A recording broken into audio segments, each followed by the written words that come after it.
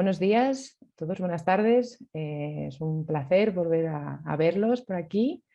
Además, con este número tan alto de participantes, nos alegra infinito que se sumen a este segundo día de seminario, donde, bueno, pues como anunciábamos ayer, vamos a entrar en el mundo de la iluminación de los manuscritos.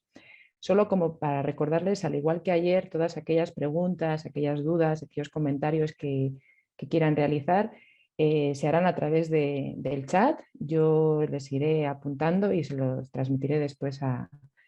la doctora Fernández para que iniciemos el debate. Seguro que es un debate tan interesante como el que tuvimos ayer. Y bueno, pues sin más, les paso a presentar a la ponente de hoy, a Laura Fernández. Fernández es doctora en Historia del Arte por la Universidad Complutense de Madrid, donde además es profesora titular en el Departamento también de Historia del Arte. Coordina, junto con Xavier Espluga de la Universidad de Barcelona, la Red del Libro Medieval Hispánico y dirige el grupo de investigación Arte y Cultura Científica, Imágenes, Objetos y Espacios del Conocimiento. Ha realizado numerosas estancias de investigación en departamentos de manuscritos tan interesantes y tan importantes como el de la Biblioteca Nazionale Centrale di Firenze o en la Biblioteca Apostólica Vaticana, y ha sido investigadora visitante aquí en México, en la Universidad Nacional Autónoma de México, en el Centro de Estudios de las Cantigas de Santa María de la Oxford University y como Visiting Scholar de la University of Chicago. Cuenta con una extensísima bibliografía que les animo que se acerquen a leerla cuando puedan, cuando quieran. Pero bueno, entre sus últimas publicaciones pues tenemos los manuscritos científicos de Alfonso X, estudio codicológico y artístico, la producción del libro de la Edad Media, una visión disciplinar, o la edición facsímil del Apocalipsis flamenco, que tuve la suerte de trabajar directamente con la doctora Fernández en este libro. Y como capítulos del libro, bueno, pues, podemos destacar los folios reutilizados y proyectos en curso, imágenes históricas de la imagen jurídica de los proyectos en el proyecto político Alfonsí,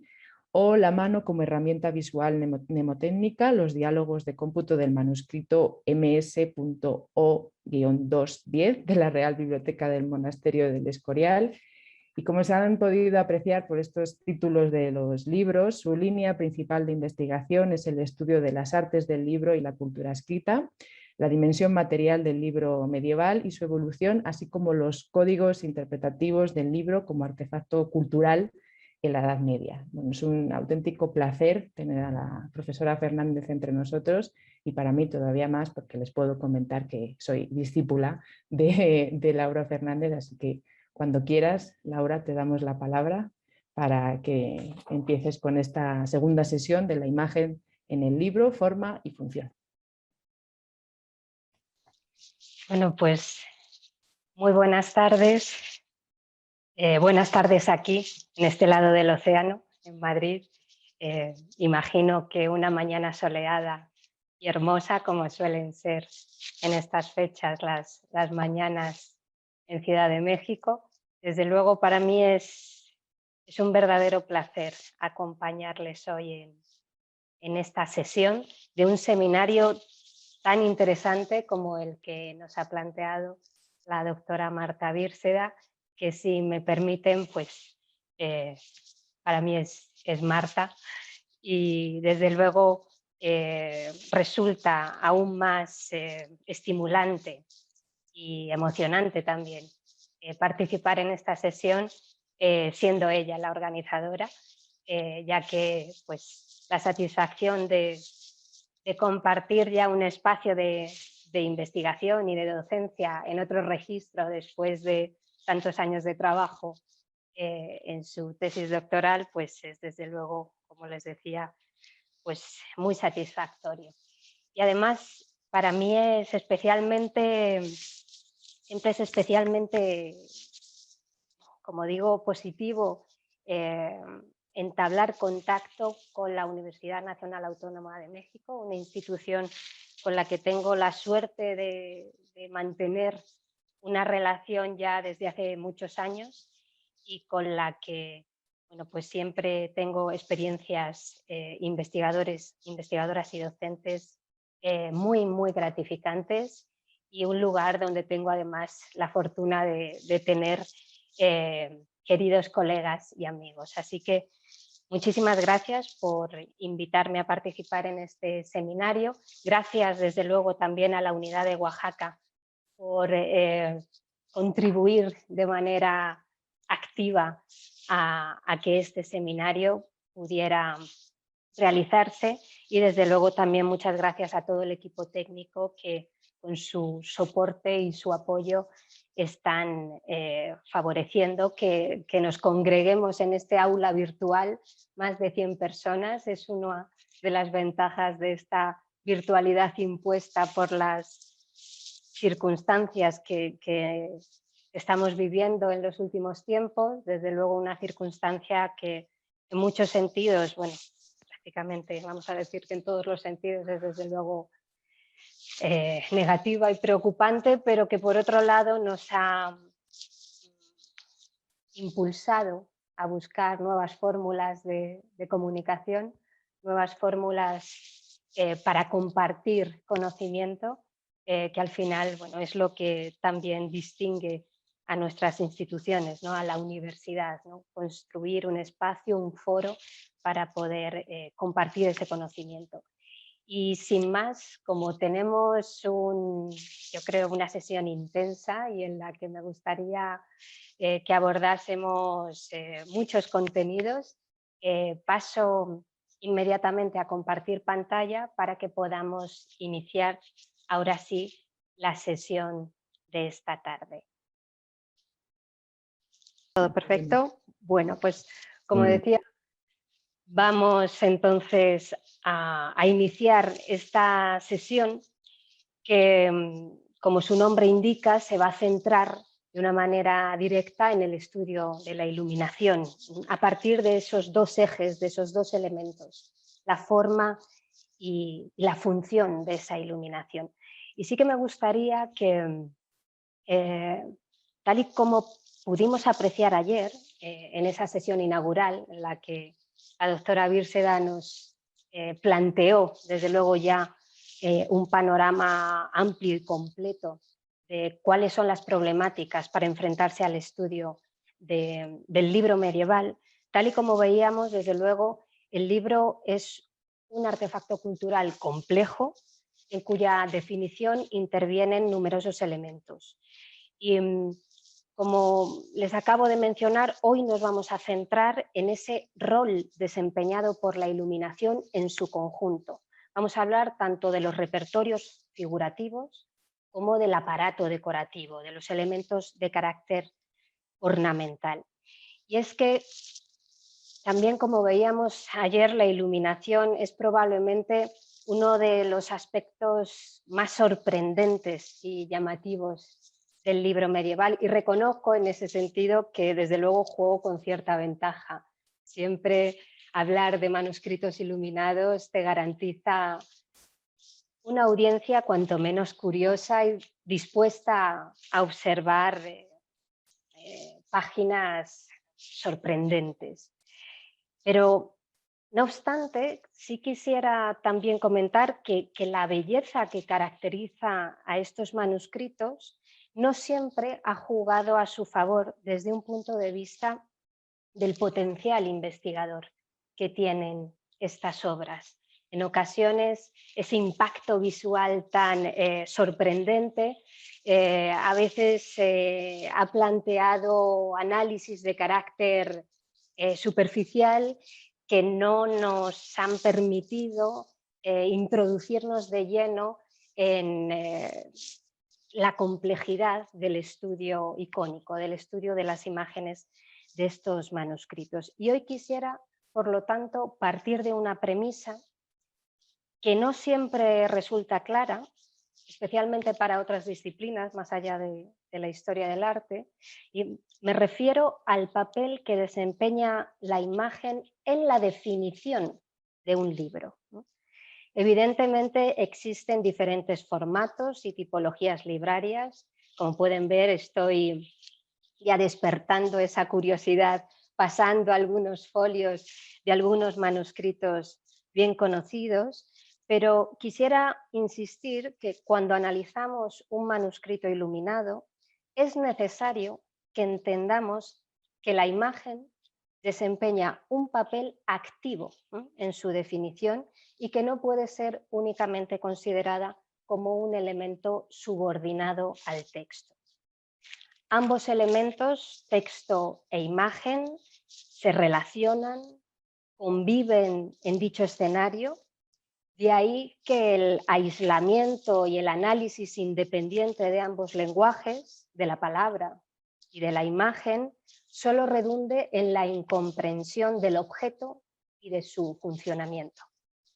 Quisiera insistir en esta afirmación y hacerlo desde la historia del arte, porque, como comentaba hace un momento, no siempre se ha entendido, de hecho en ocasiones sigue sin entenderse, la función desempeñada por la iluminación en un manuscrito. Y para ello me gustaría remitir a una publicación del año 1996, un interesante artículo en el que Michael Camille ponía de manifiesto la problemática del estudio de los manuscritos iluminados a partir de lo que él definía como iconoclasmo fundacional.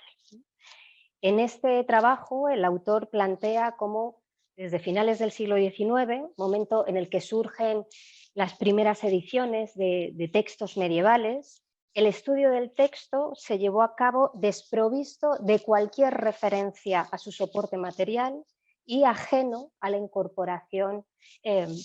de aparato icónico, de elementos de carácter visual. Y considera Camille que los manuscritos iluminados desde entonces se habían estudiado con un enfoque profundamente grafocéntrico, en el que el texto asumía el protagonismo absoluto del debate, de la discusión, estableciendo una primacía de la palabra, del escrito por encima de la imagen, analizando la imagen siempre con un carácter dependiente, subordinado de una fuente textual y planteando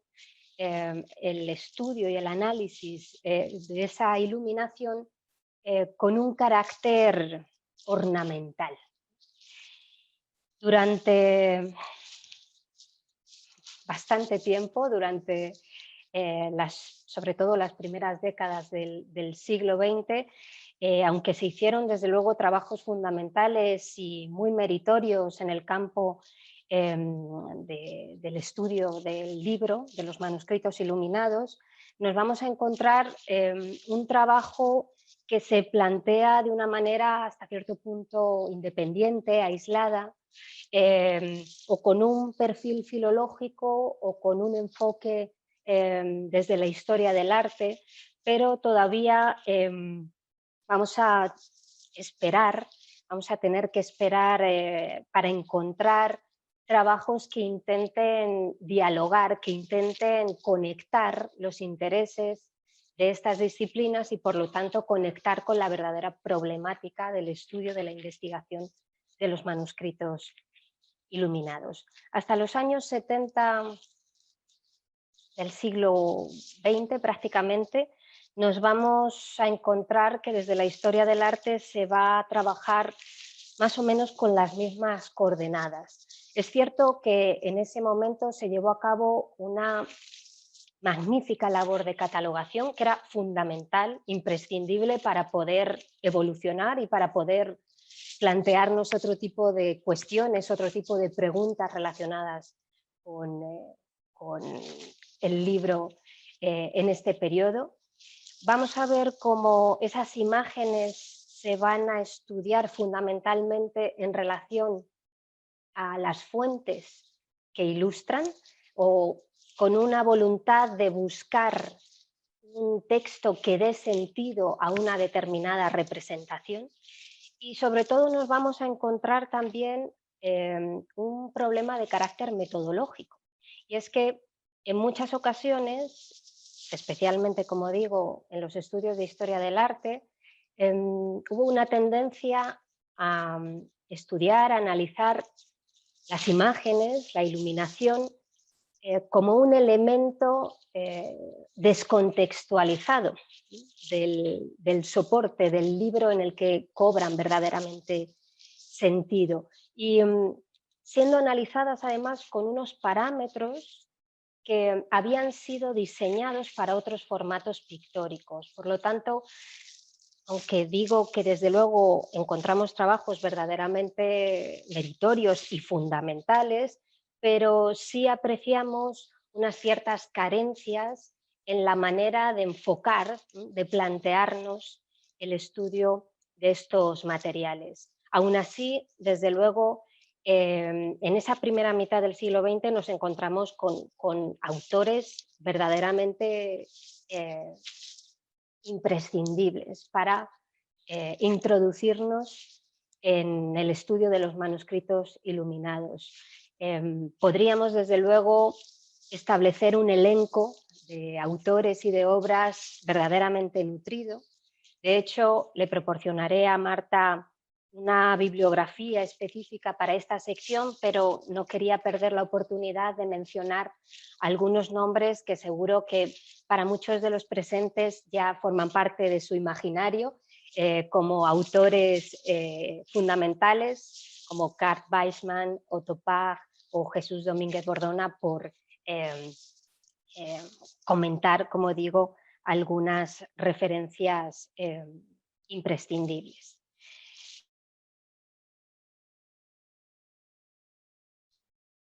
Notablemente transformada a partir de la década de los años 70 del siglo XX, ya que en este momento, en el campo de la historia del arte, de los estudios de la cultura visual, vamos a asistir a un cambio de paradigma, ¿no? Un cambio de paradigma en esos estudios de historia del arte. Y en ese momento surge con fuerza el campo de la semiótica,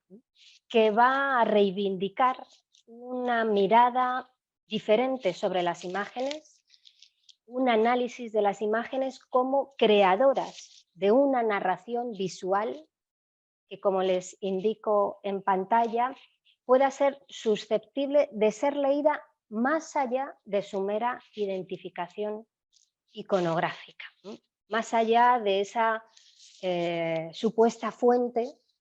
que está dando pie, que está dando sentido a esa construcción visual. Y esto, desde luego, fue verdaderamente importante dentro de los estudios de la historia del arte y, en particular, en el campo de los estudios de los manuscritos iluminados, porque planteaba nuevos retos y, desde luego, como digo, nuevos enfoques que se plantean la imagen desde puntos de vista novedosos con respecto a los estudios anteriores. La imagen no solo como un elemento que ilustra, sino como un elemento de carácter enfático que pretende trasladar con su presencia una información concreta. La imagen como un recurso de carácter mnemotécnico para memorizar información, para fijar conocimiento. La imagen como un recurso para construir contenido, no solamente para ilustrar el contenido que nos está transmitiendo el texto, sino como generadora de información. La imagen que puede vehicular significados, que no está simplemente duplicando el registro informativo textual, sino que contribuye a generar elementos adicionales en esa narrativa. Y desde luego no podemos, en este contexto de la semiótica, no podemos obviar la relevancia que tuvo los trabajos de Meyer Shapiro, otra de esas figuras que desde luego debemos tener en nuestro radar de autores fundamentales. Un trabajo publicado primero en inglés y muy poco tiempo después traducido, como vemos, al español, como Palabras, escritos e imágenes, semiótica del lenguaje visual, que desde luego aconsejo a todos los aquí presentes que si no han manejado este trabajo, que lo hagan, porque desde luego es un trabajo refrescante, un trabajo que estimula y que desde luego nos despierta numerosas preguntas que pueden ser directamente aplicadas al estudio de estos manuscritos iluminados. En los últimos años, los estudios del libro medieval, y como ven, hago ahora énfasis en cambiar el título de esta pantalla, ya no menciono manuscritos iluminados, sino que lo planteo de una manera más global y más transversal, como artes del libro, porque desde luego en los últimos años vemos que la investigación en este campo ha evolucionado notablemente. Vemos que el foco de interés no se pone únicamente en cuestiones relacionadas con el estilo o con aspectos de carácter iconográfico, sino que el estudio del registro artístico de la obra se plantea desde otras coordenadas. Desde luego, estudios que siguen profundizando en la relación texto-imagen, pero buscando también esos procesos de significación que van más allá de una relación meramente ilustrativa de la imagen con respecto al texto, los análisis de la imagen como un lenguaje específico que tiene sus propios códigos y sus propias fórmulas de desarrollo, el análisis de la imagen en su contexto material. Desde luego es imprescindible que cuando nos enfrentamos al estudio de un manuscrito iluminado seamos conscientes del conjunto, que verdaderamente analicemos esa imagen no solo en relación al texto con el que dialoga, sino también con el formato del libro, con la posición que ocupa en la impaginación, porque todos esos elementos, desde luego, nos proporcionan información valiosa para poder comprender de una manera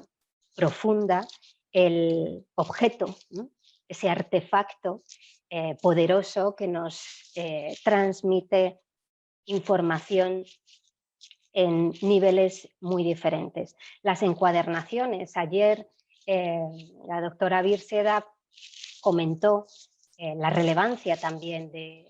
las encuadernaciones en el estudio global, ¿no?, de los manuscritos, y desde luego desde la historia del arte también son piezas fundamentales. Muchas veces nos encontramos con piezas de carácter suntuario que ya en sí mismas tienen una relevancia y un valor de estudio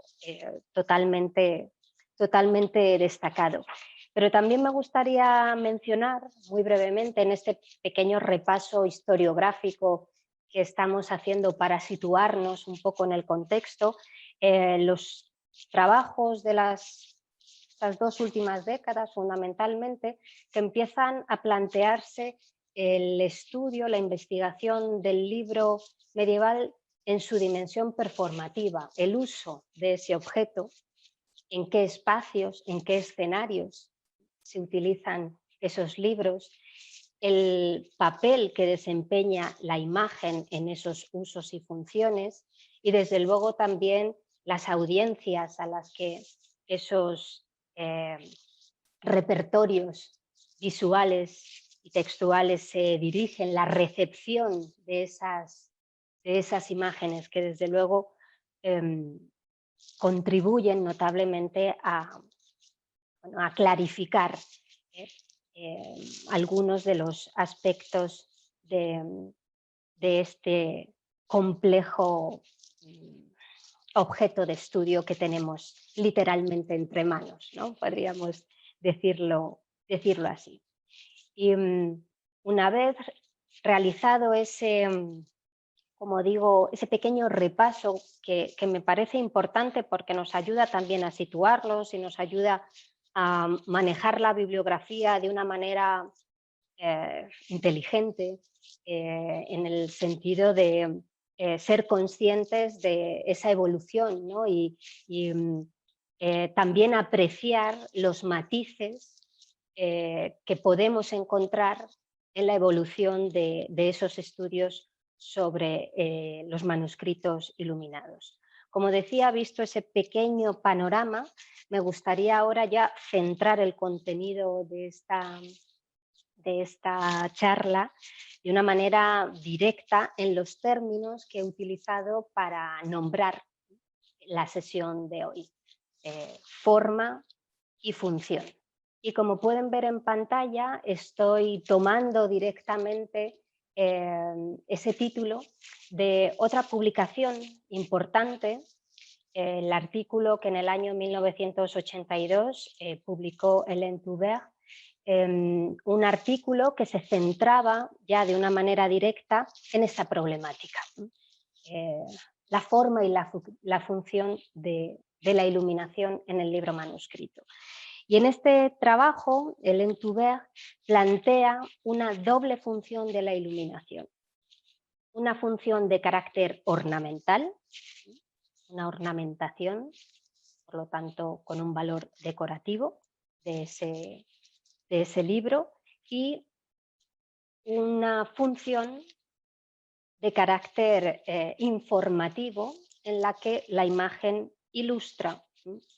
el escrito, ilustra el texto. Por lo tanto, imagen que decora e imagen que traduce el contenido textual. Sin embargo, tal y como acabamos de ver en este pequeño repaso, en ese pequeño panorama de carácter historiográfico, desde luego este campo es mucho más rico, también a la vez es confuso en cierto sentido, y no podemos establecer categorías, o no deberíamos establecer categorías únicas, y necesitamos establecer un análisis de carácter transversal. Y por lo tanto, en esta sesión me gustaría profundizar en ese concepto de la funcionalidad, llegando más allá de esta doble entrada y analizando otros factores de la imagen y su relación con el texto. Así que, si me permiten, vamos ahora a centrarnos en esa funcionalidad de la imagen, y lo vamos a hacer desde diferentes enfoques. Vamos a observar también que esos planteamientos, a su vez, son complementarios y que no son excluyentes, y en muchas ocasiones vamos a ver cómo esas imágenes cumplen con determinadas funciones, no con una única función, pero para poder organizar de una manera hasta cierto punto ordenada y coherente todo este material, pues vamos a establecer algunas categorías que nos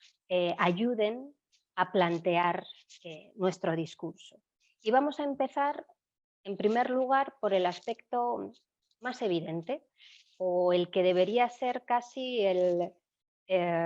aspecto más intuitivo del uso de la imagen. Me refiero a una función eminentemente práctica, ¿no? A la imagen y al aparato decorativo como una herramienta que contribuya a la orientación lectora, ¿no? Y que desde luego contribuya a la ordenación del contenido.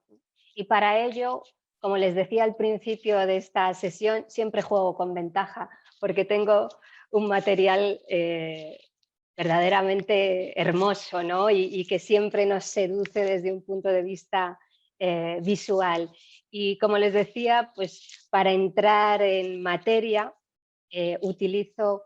este magnífico folio, el folio 43 recto, de un manuscrito al que yo tengo un especial afecto porque forma parte de mi trayectoria investigadora ya desde los tiempos de la tesis doctoral. Es el libro del saber de astrología, uno de los compendios científicos realizados en el marco del Scriptorium Alfonsi, una de las obras promocionadas, impulsadas por el rey Alfonso X, conocido, como bien saben, como el rey sabio. Y además en este año tenemos la fortuna de estar celebrando el 8º centenario del nacimiento de Alfonso X, 1221-2021, así que es un año profundamente alfonsí en el que estamos asistiendo y participando en múltiples actividades relacionadas con la figura de Alfonso X y con su proyecto cultural. Así que, como les decía, pues qué mejor que empezar un poco también nuestro panorama por la funcionalidad de la imagen, de la iluminación en su más amplio sentido, que a través de este folio, en el que desde luego observamos de una manera muy clara esos elementos decorativos, esas iniciales de las que posteriormente hablaremos, que contribuyen a guiar la vista, contribuyen a que el lector o la lectora que se enfrenta a este manuscrito pueda reconocer de una manera ordenada los diferentes pasajes, pueda jerarquizar el contenido y desde luego pueda localizar la información más relevante con un simple golpe de vista. Creo que eso es algo que debemos tener en cuenta siempre que analicemos un manuscrito que incorpore elementos de estas características. En este caso, además, estamos frente a un manuscrito de aparato, un manuscrito realizado en el entorno regio, con todo lo que eso significa, evidentemente con profesionales del libro plenamente experimentados para llevar a cabo pues, una escritura o unos elementos decorativos de la belleza y la precisión que podemos observar en este folio. Veremos otros folios de este libro del saber de astrología, ese manuscrito 156 de la Biblioteca Histórica Marqués de Valdecilla, que es la biblioteca histórica de la Universidad Complutense. Además tenemos la inmensa fortuna de que ahora está digitalizado y accesible para todo aquel que quiera disfrutarlo y que quiera trabajar con él de una manera directa. Seguimos con otros ejemplos y para cambiar un poco de tercio me voy ahora a un manuscrito también hispano, pero como pueden ver de una cronología temprana, probablemente realizado en la primera mitad del siglo X, así que un manuscrito, desde luego, como podemos ver, uno de los más antiguos que podemos documentar en este contexto hispano. Es conocido con el nombre que tienen en pantalla, la Biblia Hispalense o Codex Toletanus. Es un manuscrito que muy probablemente se realizó en el entorno sevillano. De hecho, este manuscrito nos proporciona información de su propia historia, porque en un momento determinado nos dice que Servando de Sevilla se lo regala al obispo de Córdoba, y es el obispo de Córdoba quien a su vez en el año 988 lo regala a la iglesia de Santa María de Sevilla. Este manuscrito posteriormente, por diferentes avatares, termina en Toledo, y de Toledo, ya en el siglo XIX, pasa a los fondos de la Biblioteca Nacional de España, que es donde se encuentra actualmente con la signatura que tienen en pantalla. Pero en el contexto de esta charla que estamos teniendo, pues quería mostrarles este folio porque nos sirve también perfectamente para ver ese valor de la iluminación como un elemento que contribuye a ordenar la información, a marcar los elementos fundamentales del texto y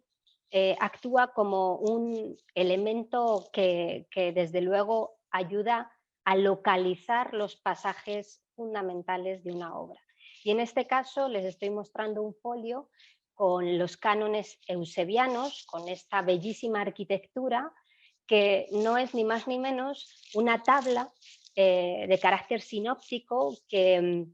vincula, relaciona diferentes pasajes de los evangelios, en este caso del Evangelio de San Lucas y del Evangelio de San Juan, que aparecen en la parte superior, como ven, identificados por el símbolo antropomorfo de los evangelistas, ese toro y ese águila que ayuda inmediatamente a identificar estos pasajes. Seguimos avanzando en esas categorías que, como les decía, son categorías un tanto artificiales, pero que en esta ocasión nos van a ayudar a organizar la información. Y desde luego, además de esa función práctica de orientación lectora, de ordenación de contenido, no podemos olvidar ese carácter explicativo que tiene la iluminación, que tiene en este caso la imagen, que ilustra el contenido, que clarifica, que refuerza, que enfatiza desde luego la información textual, pero que también contribuye a construir contenido, que nos proporciona elementos adicionales que tal vez no estén implícitos en el texto o que no sean apreciables de una manera directa y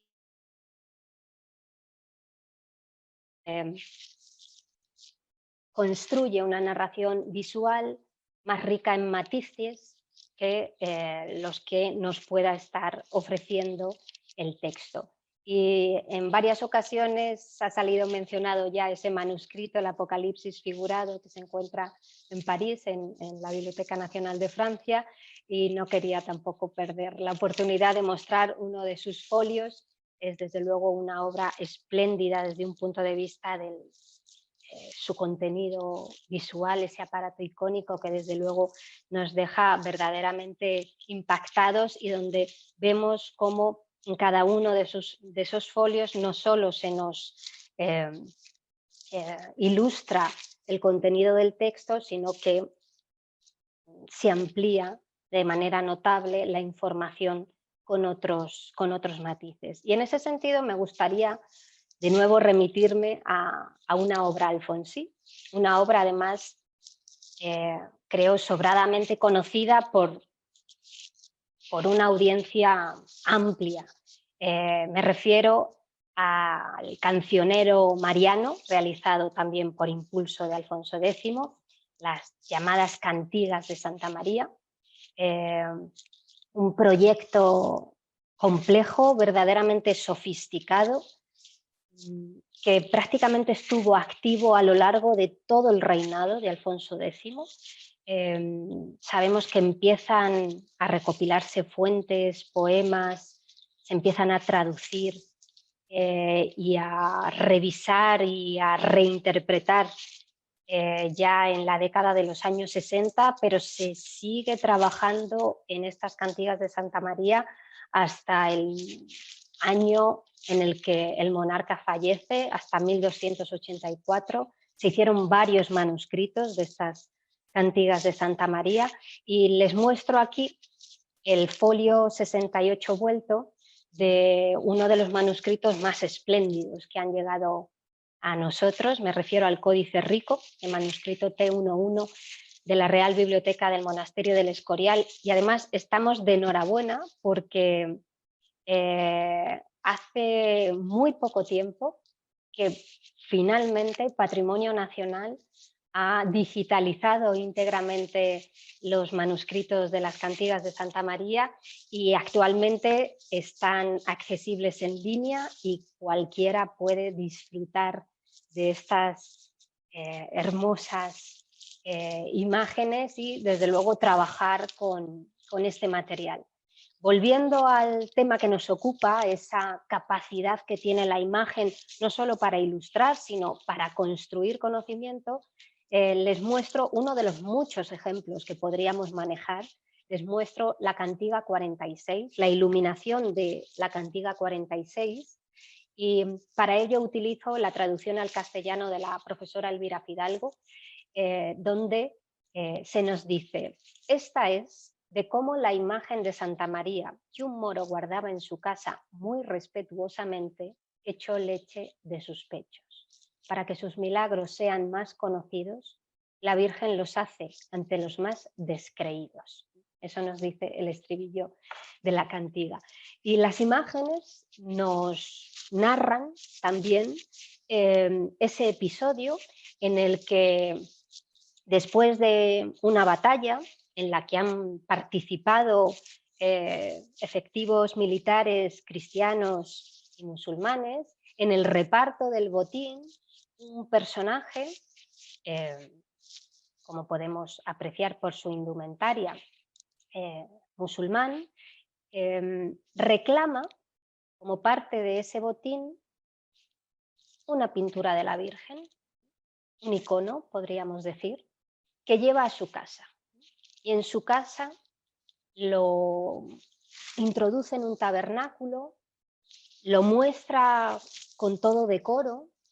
con total respeto, y observa esa imagen que ejerce en él una profunda fascinación. Pero me gustaría llamarles la atención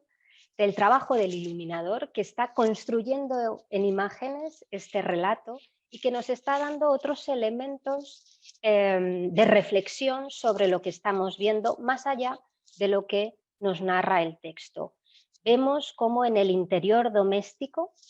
en la casa de este personaje, donde ha instalado ese receptáculo, ese pequeño retablo para ubicar el icono, vemos que junto a él se encuentra su esposa con su hijo. Y vemos cómo el iluminador establece un diálogo, una conexión verdaderamente potente y desde luego evidente también entre la figura de la mujer que está amamantando a su hijo y el icono de la Virgen que aparece aquí expuesto. Y según nos cuenta el poema, en un momento determinado, esa imagen se hace carne y de sus pechos mana leche, igual que ocurre con la imagen de la mujer que aparece sentada junto a su marido arrodillado frente a la pintura. Así que vemos que se está estableciendo un juego visual, como decía, desde luego muy interesante, pero que además nos hace pensar y nos traslada información pues, sobre las problemáticas del momento, sobre temas tan importantes como la veneración de las imágenes o problemas sobre la encarnación, cuestiones de carácter teológico que están presentes en el ambiente del momento y que a través de las imágenes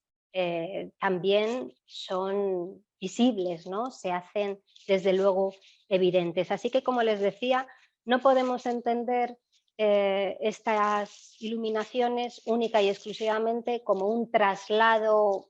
directo de lo que nos está planteando el texto, sino que construyen una información que en muchas ocasiones supera,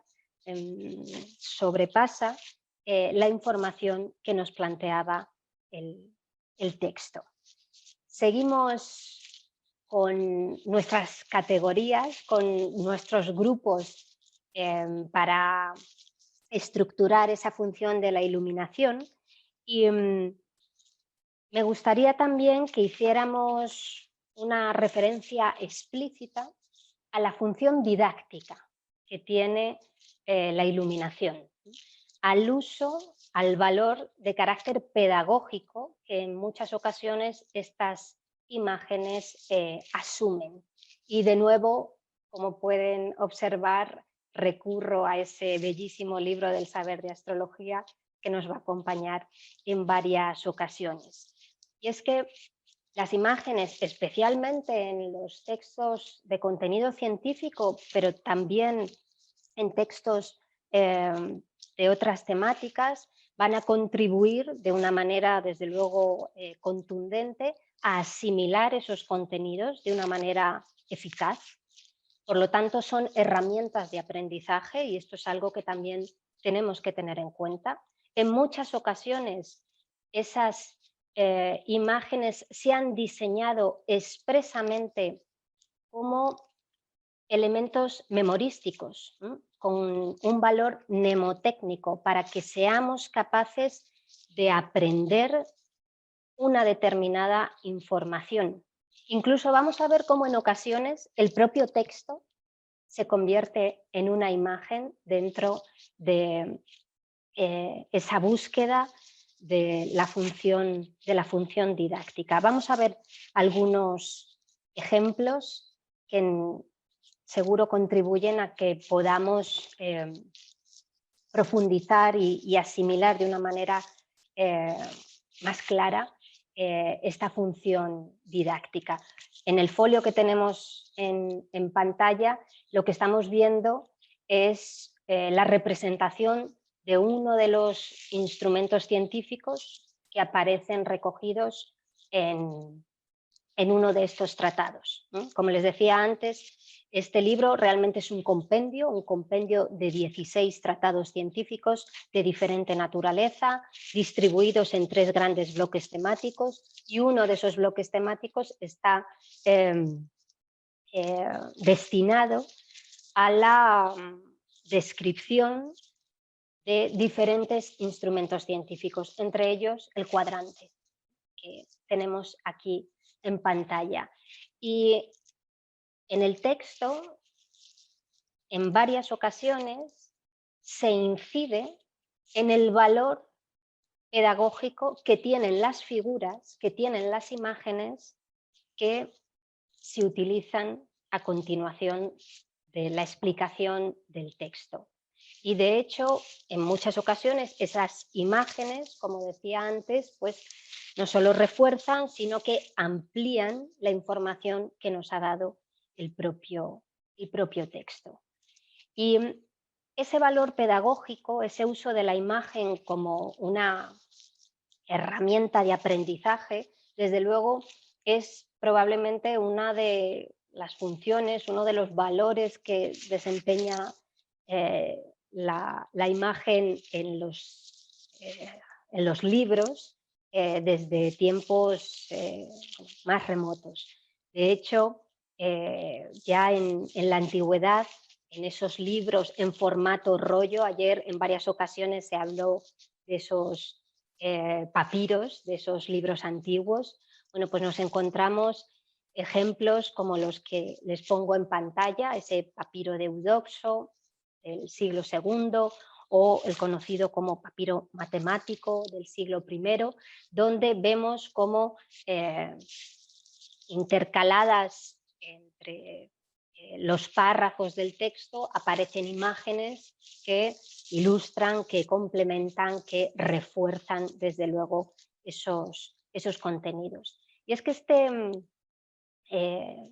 este tipo de libro, los libros, como decía, de contenido científico, desde momentos muy tempranos van a beneficiarse de ese componente visual para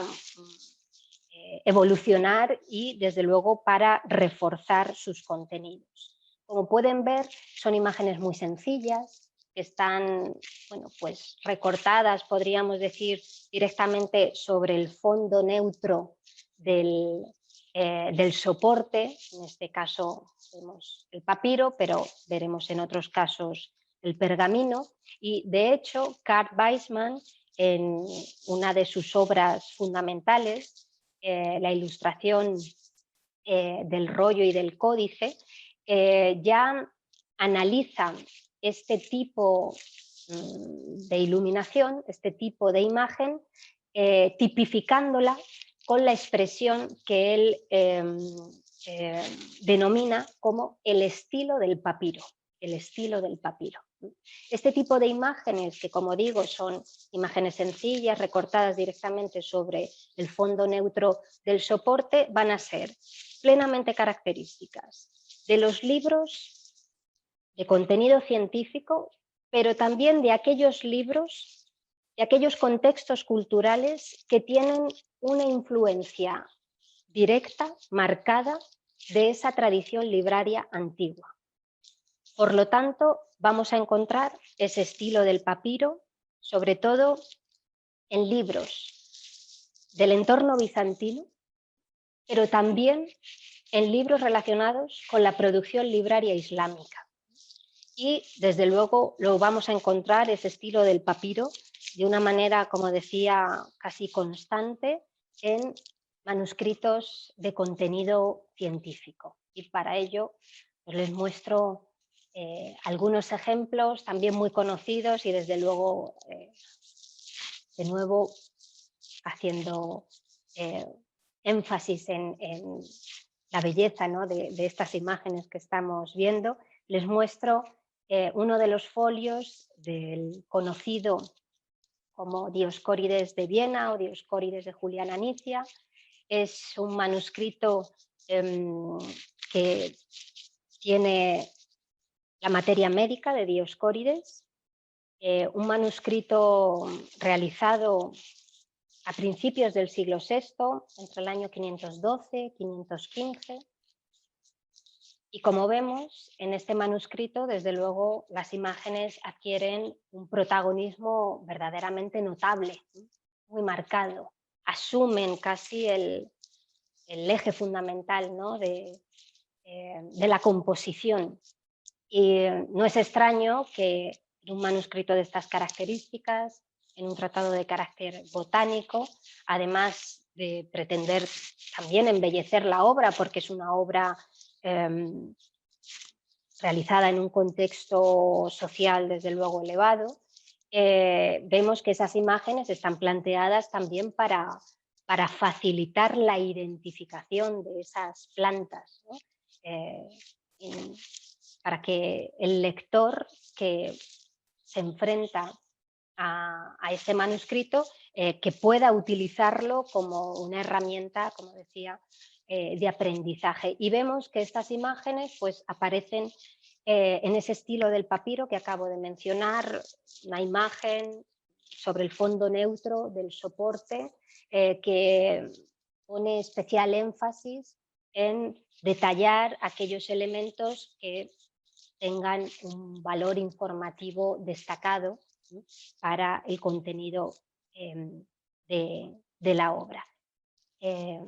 Pongo otras imágenes, en este caso un códice astronómico, aunque realmente es un tratado poético,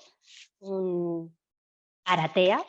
En este caso, además, es un manuscrito que tenemos bastante bien datado, realizado con casi toda probabilidad entre el 820 y el 840, tal vez en el scriptorium de Reims, en un entorno franco, pero más allá de esos detalles, lo que quería mostrarles es la singularidad de estas imágenes que aparecen aquí en la parte superior, que realmente son las representaciones de las constelaciones, ¿sí? Aunque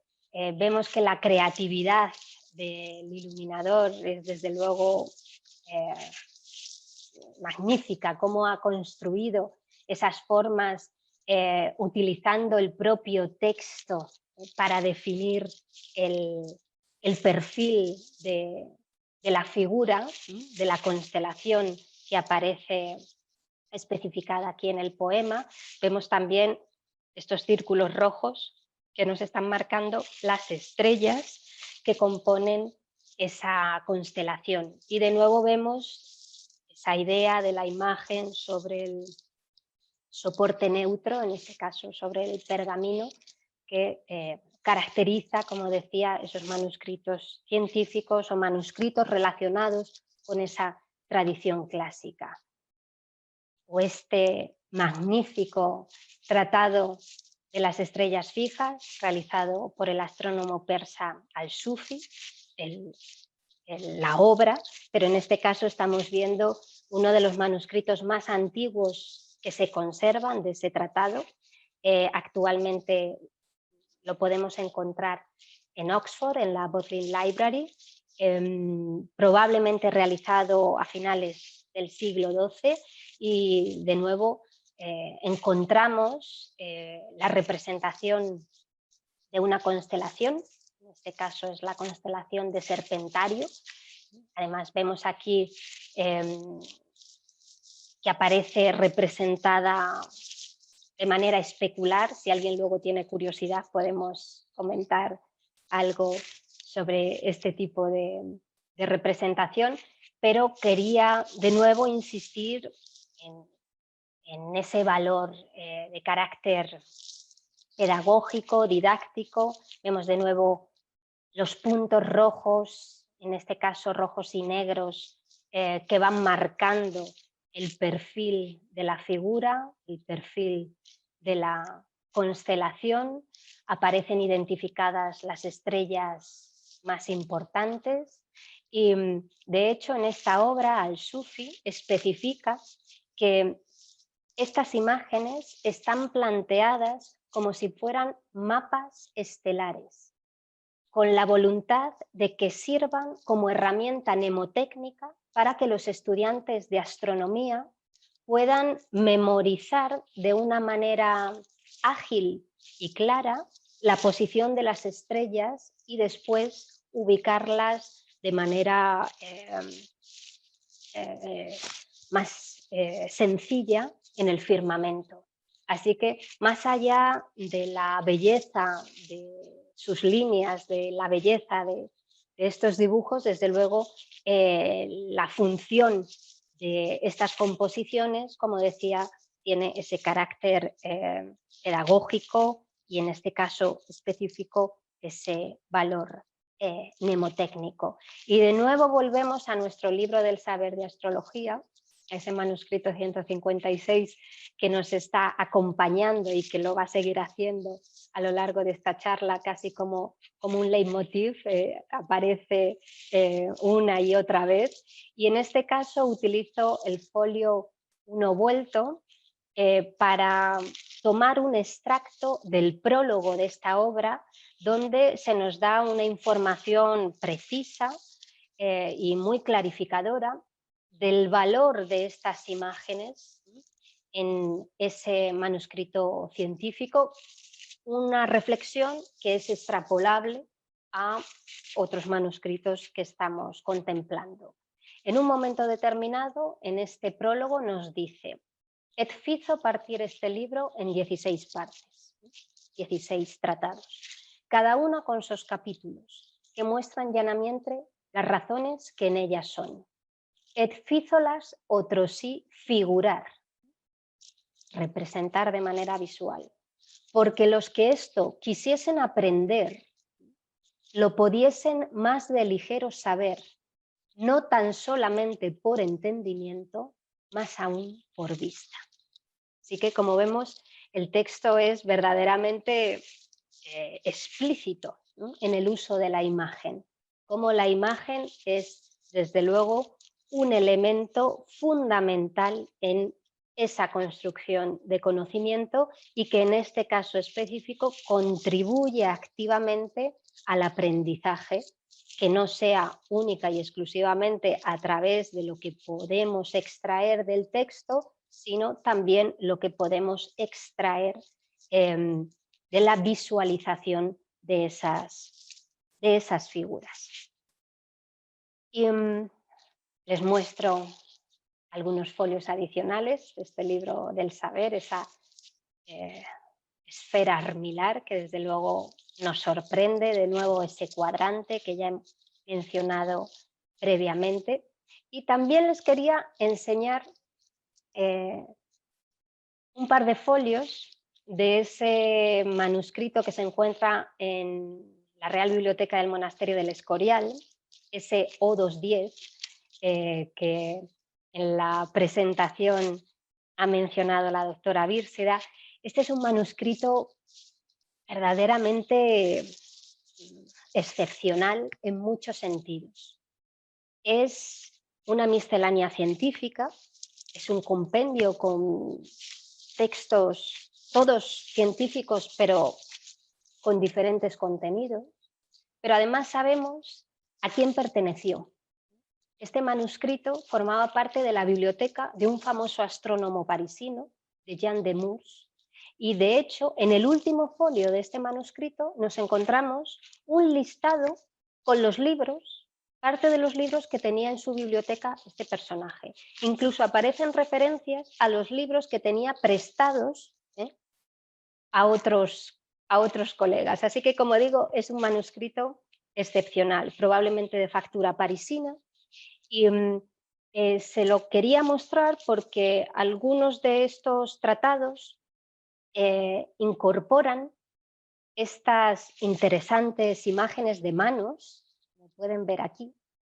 que realmente, si se dan cuenta, es ni más ni menos que un mapa que nosotros podemos, un mapa de aprendizaje, de nuevo una herramienta de carácter mnemotécnico que nosotros podemos llevar siempre acompañándonos, ¿no? Si somos capaces de codificar una determinada información y vincularla a algunas partes de nuestra mano, podremos memorizarla de una manera mucho más eficaz, mucho más eficaz. Y además quería mostrarles este manuscrito porque, si se fijan, utiliza diferentes tamaños de letra, utiliza por supuesto esos recursos que antes hemos mencionado, las iniciales que jerarquizan el contenido, los calderones, juega con la bicromía, el rojo, el azul, desde luego el negro para el texto principal. Y les quería mostrar este manuscrito porque creo que ilustra también ese valor que antes les he mencionado de cómo el texto en sí mismo,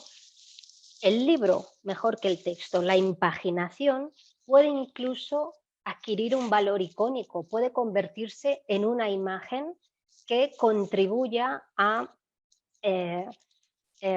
favorecer ese aprendizaje. Y les quería mencionar muy brevemente una obra de Hugo de San Víctor, la obra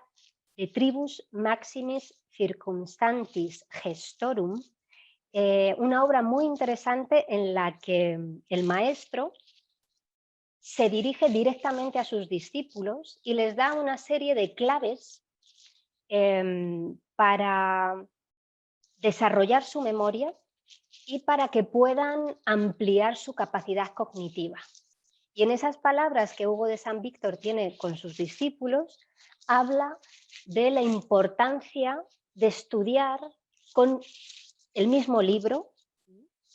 de la importancia que tienen los elementos diferenciadores en la construcción de la página, por supuesto la importancia que tienen las imágenes como esos elementos que van a contribuir a que nosotros memoricemos de manera mucho más eficaz esa información. No sé si alguien está relacionando estas palabras con su manera de estudiar o con su manera de trabajar. ¿Cuántas veces cuando estamos trabajando en un tema, aunque ya cada vez menos porque el soporte digital empieza a ser prácticamente la fórmula única, pero todavía yo hablo en primera persona, muchas veces necesito tener esa información en papel, subrayo, anoto, marco un elemento de una manera especialmente destacada, utilizo algún signo que contribuya a evidenciar, ¿no? que ese párrafo o que ese concepto es verdaderamente importante, y vemos que esas estrategias están perfectamente definidas y presentes en los manuscritos medievales. Cómo conocen verdaderamente esos elementos de ordenación y de distribución de la información para que sea exitoso ese proceso de aprendizaje. Dejamos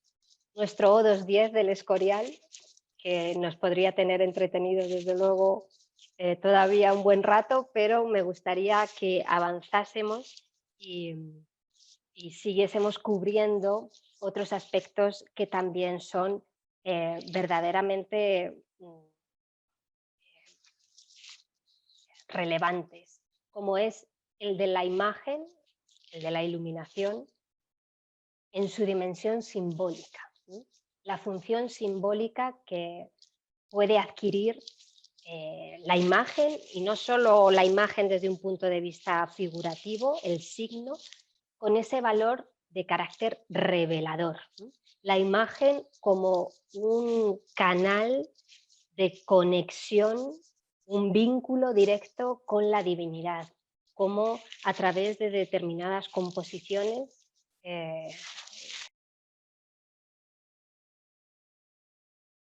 también la imagen, bueno, pues es un elemento que activa, ¿no?, esa dimensión de carácter religioso, cómo favorece que se establezca ese vínculo, esa conexión directa con la divinidad. Y como prueba de ello, como muestra, pues les pongo esta interesante composición del manuscrito de los Moralia in Hoc, realizado por Florencio de Valeránica, un manuscrito que, como pueden ver, se encuentra también en la Biblioteca Nacional de España, y donde vemos esa majestas, esa figura de la divinidad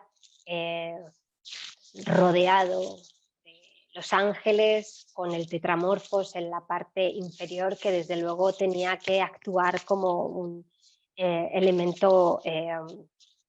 poderoso, ¿no?, en esos procesos de carácter religioso. Más allá de esa función de carácter simbólico, desde luego, muy probablemente todos ustedes habrán pensado desde el principio en que la iluminación adquiere también un valor fundamental como elemento que dignifica el producto, que dignifica el manuscrito, y también al comitente, ¿no?, a la persona que encarga, que promociona y que utiliza esa obra. Un manuscrito con un aparato icónico destacado, un manuscrito iluminado que muestre composiciones complejas como las que estamos viendo, que utilice pigmentos de coste elevado, desde luego también es una muestra del poder adquisitivo del comitente y de su contexto. Y, como decía, también la suntuosidad de ese objeto, de ese libro, pues ensalza a las figuras involucradas en su realización. Ese valor material, desde luego, también tiene un fuerte componente de carácter social, ¿no?, celebra, ¿no?, ensalza, como digo, al comitente, y en muchos casos nos encontramos como la representación de un sujeto determinado también sirve como aval simbólico, ¿no?, como refuerzo, como elemento que le da veracidad al contenido que nos está trasladando ese libro, ese manuscrito. Y de nuevo, pues me refugio en mis lugares comunes, en mis obras cercanas. En este caso les muestro ese folio 65 recto del libro del ajedrez dados y tablas, comúnmente conocido como el libro de los juegos, que es otro de esos espléndidos manuscritos realizados en el escritorio regio de Alfonso X. De hecho, es una de las últimas obras realizadas a instancias del monarca. Sabemos, gracias al colofón que tiene el manuscrito, que fue empezado y terminado en Sevilla en el año 1283. Y les muestro aquí el inicio del prólogo del libro de los dados. Y les muestro un detalle de esa bellísima imagen de apertura donde vemos al monarca en el centro, vestido de toda autoridad, con desde luego los elementos regios que lo distinguen, con esa indumentaria cuajada de heráldica, la heráldica castellano-leonesa que identifica a nuestro personaje, y le vemos en acción, ¿no? Le vemos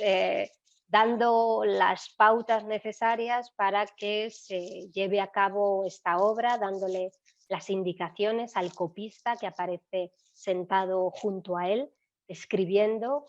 justo el inicio del texto que viene a continuación. Y después vemos a otros personajes que de una forma u otra también están participando de este manuscrito. Vemos a ese personaje con indumentaria de carácter jurídico, que se ha puesto en relación con uno de los personajes que participó activamente en el proyecto legal Alfonsí. Y vemos aquí a estos personajes, bueno, de dudosa presencia, tal y como aparecen, desprovistos de sus vestiduras, pues algunos de esos jugadores de dados que necesitan desde luego ser regulados y necesitan ser amonestados, puesto que el juego entendido de una manera negativa, el juego entendido como una estrategia para enriquecerse, era algo que debía ser señalado y desde luego castigado. Así que, como vemos, de nuevo la imagen es mucho más que simplemente la representación del monarca, sino que nos está dando muchas otras claves interpretativas para reflexionar sobre ese conjunto, reflexionar sobre ese objeto. Y si tuviésemos que buscar un manuscrito que nos ilustrara de una manera contundente de estas cuestiones que estamos mencionando, de esa idea del poder adquisitivo, de la dignidad del sujeto, del valor material y desde luego de la representación de un determinado contexto social, pues tal vez uno de los manuscritos, les muestro este manuscrito como uno de los más expresivos por los elementos que vamos a analizar a continuación. Como pueden ver, es el breviario de Isabel la Católica, un manuscrito que actualmente se encuentra en Londres, en la British Library. Ahí tienen su signatura, también está completamente digitalizado para quien quiera disfrutarlo y trabajar posteriormente con esta obra. Una obra que ha sido estudiada en profundidad por la profesora Elisa Ruiz, que ayer se comentó en múltiples ocasiones, también por Janet Backhouse, una de las autoras que más ha trabajado sobre la iluminación de este breviario, y es una obra además que nos sirve para conectar con algunas de las cuestiones que ayer Marta planteó en su obra.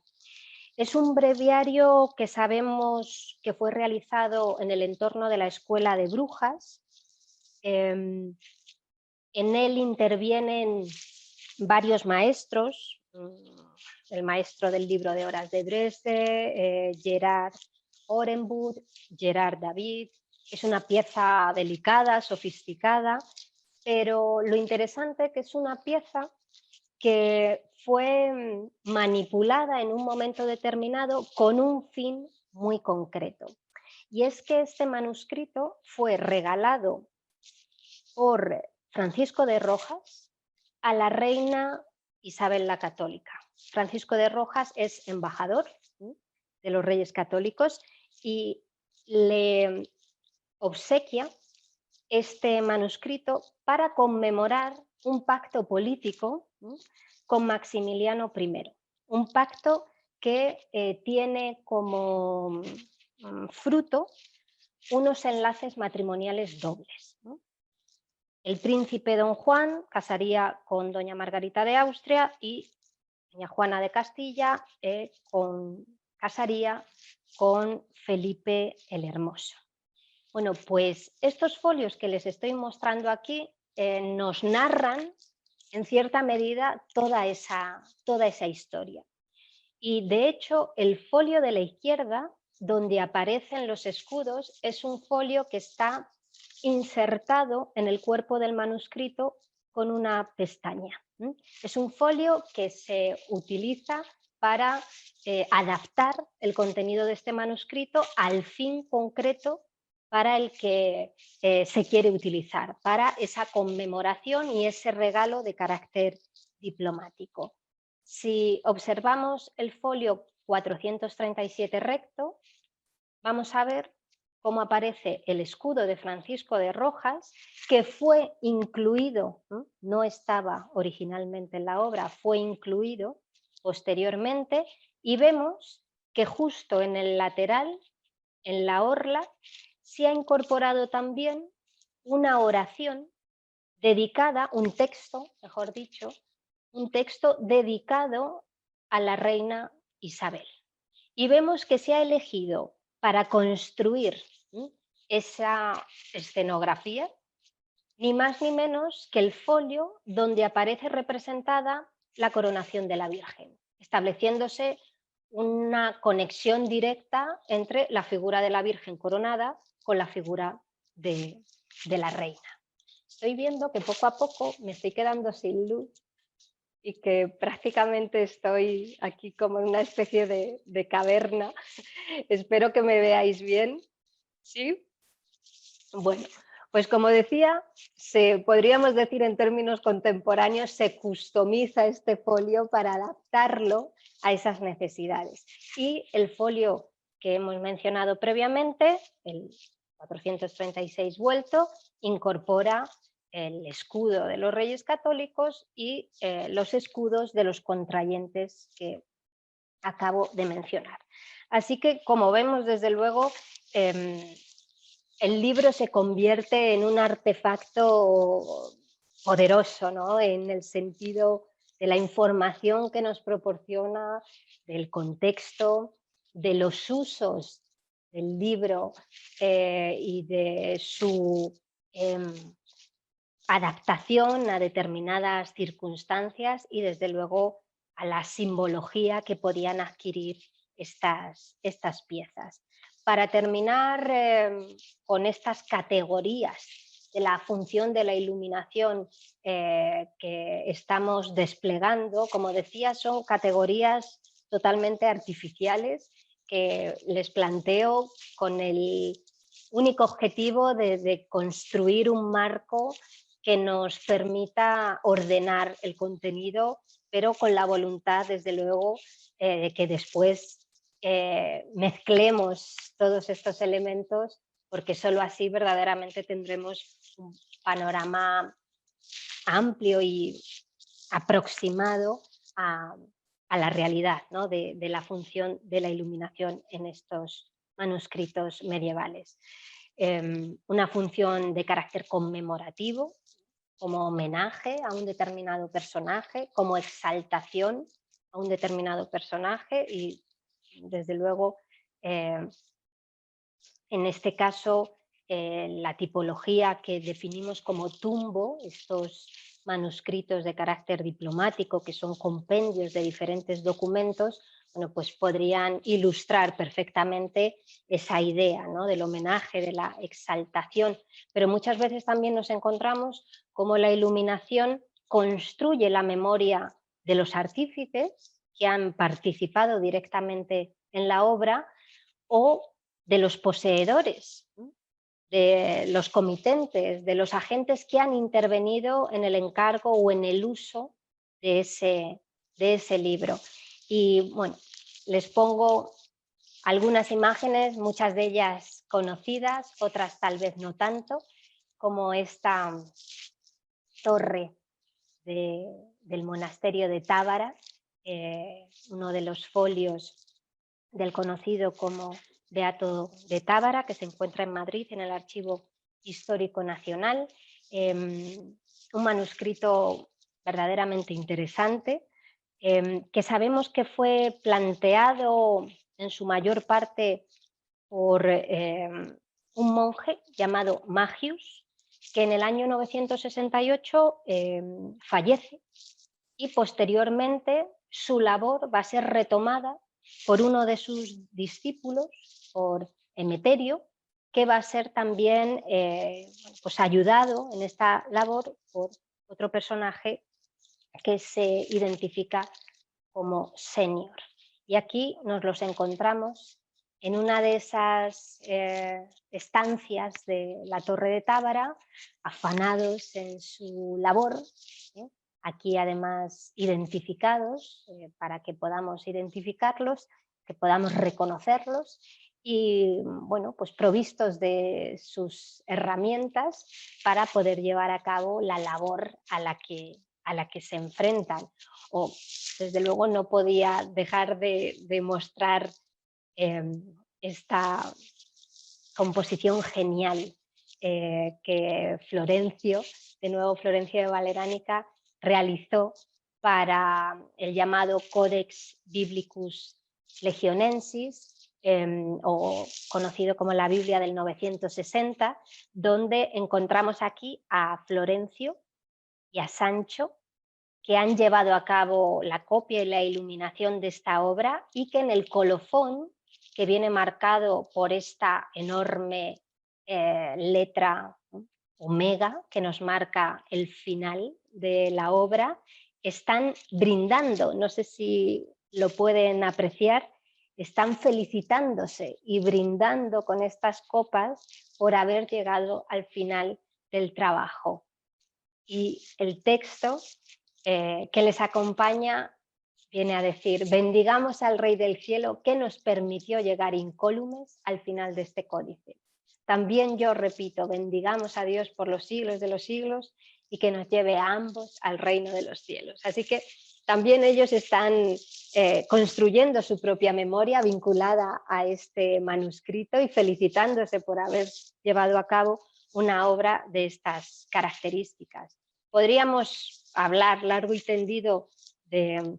imágenes de estas características, como la que encontramos en el Códice Albeldense, o esta magnífica composición que encontramos en uno de los folios de la llamada Biblia de Toledo o Biblia de San Luis, que se encuentra, es una gran Biblia moralizada que sabemos que fue realizada entre 1226 y 1234 a instancias de Blanca de Castilla, como regalo para su hijo, para Luis IX, y también con la voluntad de que fuera una especie de texto de carácter pedagógico, aleccionador, casi como si fuera un espejo de príncipes, y aquí los tenemos a ellos representados en la parte superior, a la persona que encarga la obra, a la persona que la recibe, a quien es el destinatario de esta obra, y aquí abajo nos encontramos a los artífices que están interviniendo en ese proceso. Esta Biblia, bueno, este folio en concreto no se encuentra en Toledo, como pueden ver se encuentra en Nueva York, en la Morgan Library, pero les quería comentar que esta Biblia tenemos la suerte de saber que en un momento determinado fue regalada por Luis IX, por San Luis, fue regalada a Alfonso X el Sabio. Por eso se encuentra aquí en Toledo y aparece recogida expresamente en el testamento de Alfonso X, la otra Biblia en 3 libros historiada que nos dio el rey Luis de Francia. Así que no solo, desde luego, la belleza de la composición, sino bueno, pues todos estos elementos que contribuyen a que la información que tenemos de esta pieza sea mucho más amplia. O esta bellísima imagen del libro de horas de María de Borgoña, y esta además la utilizo especialmente porque sé que Marta la vio hace no demasiado tiempo, tuvo la ocasión de poder ver el manuscrito y me envió una imagen del manuscrito emocionada, porque no es para menos. Como ven, se encuentra en la Biblioteca Nacional de Viena. Este es un manuscrito también muy complejo, en el que intervienen múltiples maestros, tanto en la iluminación como en la copia, pero les quería pues mostrar este folio, que por otro lado es una imagen ya muy conocida, donde nos encontramos a María de Borgoña leyendo su libro. Aparece el libro dentro del libro, y cómo esa lectura concentrada del libro y esa contemplación de esas imágenes pues contribuyen a que ella pueda conectar, ¿no?, con la divinidad. Antes hablábamos de ese valor simbólico también de la imagen como vehículo, como elemento de conexión con la divinidad, y desde luego para representar a la lectora en este caso, y perpetuar, ¿no?, su memoria en ese imaginario. Para terminar, y Marta, ¿qué tal voy? Voy fatal, ¿no?, de tiempo. Vamos, son 1:30, tenemos media hora todavía, pero tenemos una gran lista de preguntas, hay que reconocerlo. Pues lo malo es que yo todavía tengo bastante material, pero lo vamos a resolver sin problema, de una manera, creo, eficaz. Para terminar, me gustaría simplemente mencionar también, insistir en esa función piadosa, espiritual, la imagen que conmueve, la imagen que facilita el rezo, que facilita esa labor de carácter religioso. Y les muestro aquí este manuscrito, donde vemos pues una composición muy reconocible, la crucifixión con una deesis, la Virgen, San Juan. Pero les pongo este manuscrito porque es un manuscrito especial. Como ven, forma parte de la colección de la British Library, y es un manuscrito que en los últimos años se ha trabajado especialmente sobre él, y del que pueden encontrar bastante información en los canales de difusión de la British Library. Aprovecho para mencionar el blog que la British Library tiene sobre manuscritos iluminados, porque es verdaderamente útil y, desde luego, con una información contrastada, atractiva, y que siempre nos proporciona elementos novedosos de reflexión. Bueno, pues les quería mostrar este manuscrito, que es un libro de horas que habitualmente se conoce como el libro de horas de Anna Bolena. Y justo en este folio, donde nos encontramos esa imagen del exe homo, que desde luego tenía que ser una imagen que estimulara esa piedad y que canalizara determinadas oraciones, nos encontramos aquí en la parte de abajo, manuscrita, una oración que podríamos traducir: si recuerdas mi amor en tus oraciones, tan fuertemente como yo te adoro, difícilmente seré olvidado, porque soy tuyo. Henry, para siempre.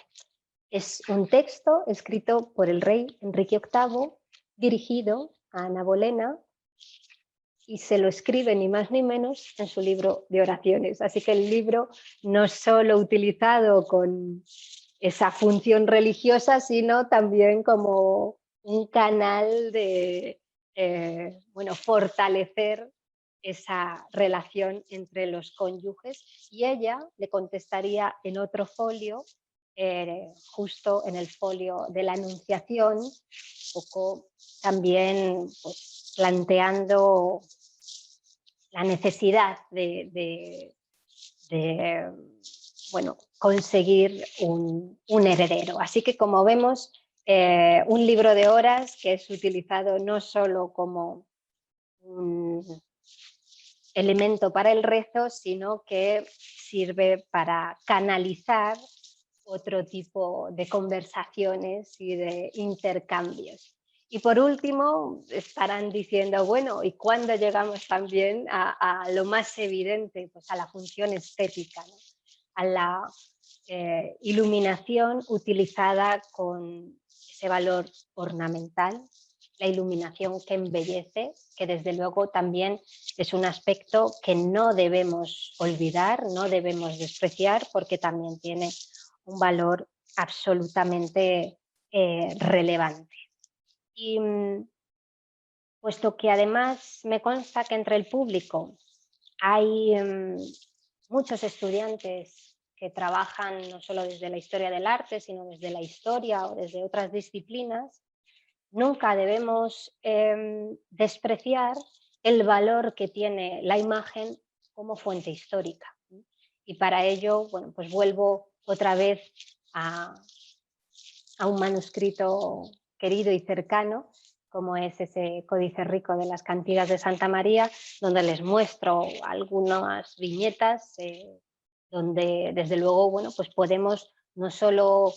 disfrutar y analizar en su contenido estas imágenes, en su contenido y en su forma, sino también utilizarlas para, bueno, pues, analizar los elementos que aparecen aquí representados. Dicho esto, ahora tendríamos que introducirnos en las formas de la iluminación, porque hemos hecho ese panorama sobre la funcionalidad de la iluminación, pero desde luego no debemos olvidar cómo se codifican esas formas. Y muy rápidamente, y siento que no podamos desplegar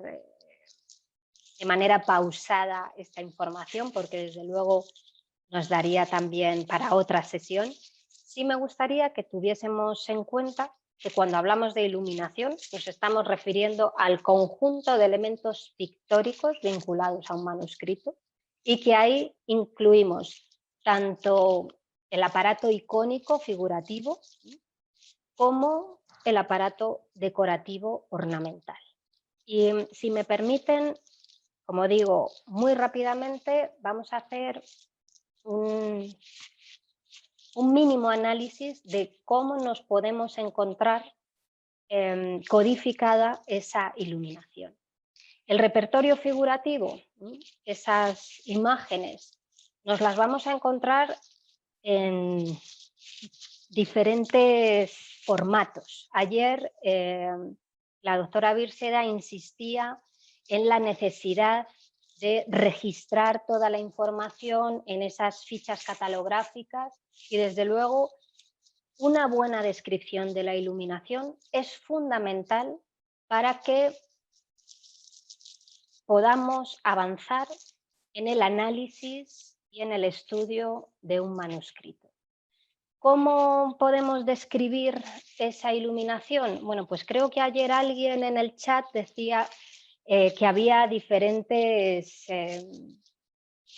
tipos de catalogación, y es que efectivamente para los manuscritos todavía queda mucho trabajo por hacer para establecer una catalogación consensuada y homogénea. Y tengo que decir que en particular para la iluminación las discrepancias son múltiples. En muchas ocasiones nos encontramos que el mismo elemento aparece distinguido con términos, con vocablos distintos, y todo eso redunda en una cierta confusión que a veces, bueno, pues nos puede llevar a error. Por eso insisto en que es fundamental que hagamos una descripción detallada de la iluminación, tanto de ese repertorio figurativo como del aparato decorativo. Las figuras, ¿cómo pueden aparecer? En campo abierto, antes hablábamos de ese estilo del papiro, esas figuras sobre un fondo neutro, pero también pueden aparecer inscritas en un marco, en un formato que habitualmente definimos como viñetas. Aquí les pongo algunos ejemplos. Por ejemplo, este es un Maqamat al-Hariri, es un manuscrito, como pueden ver, islámico, escrito en árabe, donde encontramos pues, esa composición realizada en campo neutro. O, de nuevo, nuestro libro del saber de astrología, que sigue las mismas pautas. El Códice de los Músicos, que vemos aquí, de esas cantigas de Santa María, con esa viñeta perfectamente identificada en la columna A de este folio. Pero también nos podemos encontrar que las figuras no aparezcan insertas en lo que es la caja de justificación, sino que aparezcan en el margen del folio. Entonces tendríamos que hablar de marginalia en su más amplio sentido. Figuras independientes o constituyendo una escena que se distribuyen por los márgenes del manuscrito. Esas marginalia en ocasiones pueden adquirir un formato específico que normalmente definimos o como drôlerie, cuando son pequeñas figuras, a veces de carácter burlesco o anecdótico, que aparecen en esos márgenes, o como bas de page, imagen a pie de página, podríamos plantear, como una escena inscrita en el registro inferior del folio, incluida en el espacio marcado por la orla.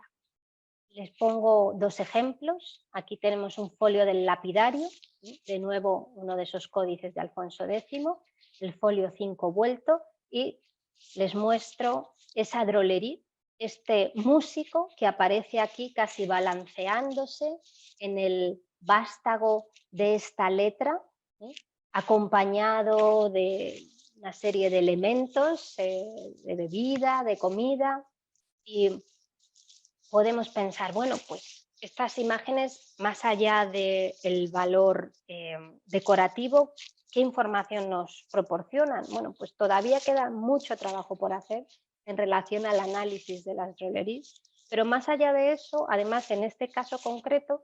es un elemento muy importante porque este es el único manuscrito del escritorio regio que tiene este elemento, que tiene drôleries. Y las drôleries sabemos que aparecen en el entorno anglo-francés hacia finales de la década de 1260